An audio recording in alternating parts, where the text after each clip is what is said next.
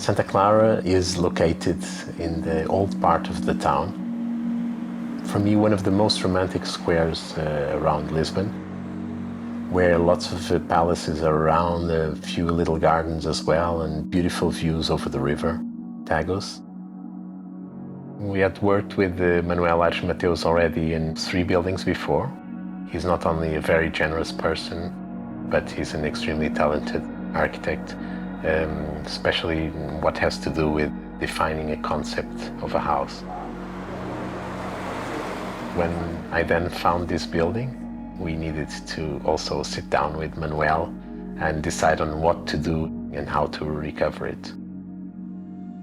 It was a 17th century building, and so we kind of transformed slightly the house, but it should always have the same sense that it had before.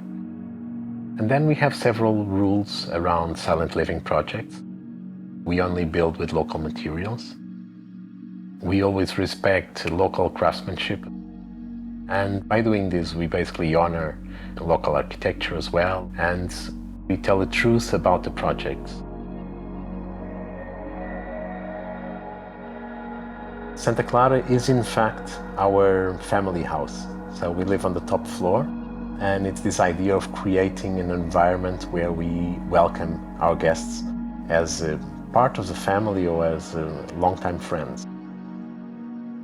The idea of silent living is in fact that through these stays, people get inspired to maybe integrate small rituals in their lives that they shared during their stay here in Santa Clara, and that this could make a change to their life.